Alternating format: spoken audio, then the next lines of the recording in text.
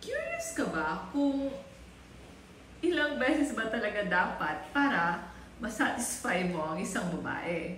Isa, dalawa, tatlo, apat, lima? Wala, gusto si sir. Parang may naamoy ako hindi maganda.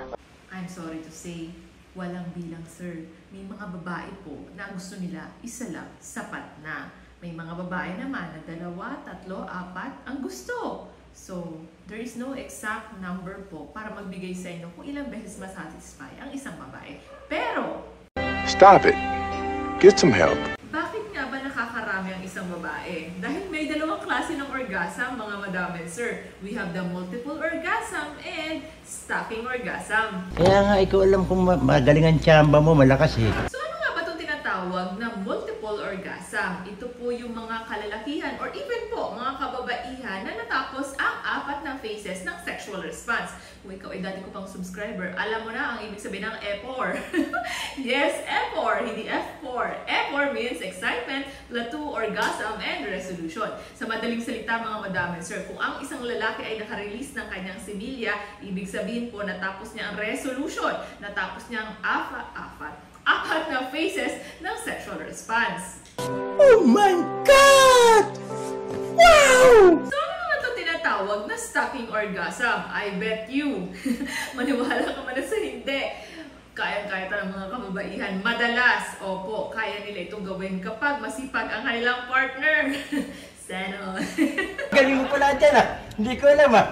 Anong ibig ko sabihin? Ang stacking orgasm po mga madam and sir ay hindi po natatapos sa resolution.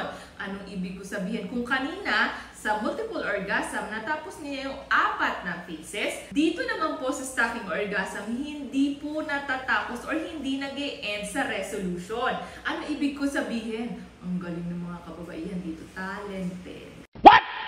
Anong ibig ko sabihin? Na maintain po nila sa orgasm phase ito. So, ibig ko sabihin, once ang isang babae ay nasa hyperness, nai-stimulate ang isang babae, di ba? So, kasi magaling si sir. Nice.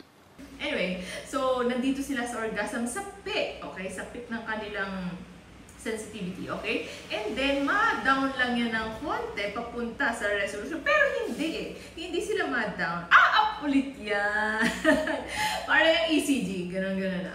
Up, down, up, down, up, down. So, hindi sila matapos. So, nagkakaroon sila ng napakaraming orgasm.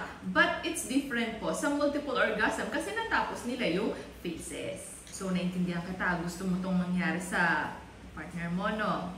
Simple lang. Para magawa mo ang stacking orgasm sa isang babae, kailangan mo siya ma-arouse ng todo. As in, todo-todo.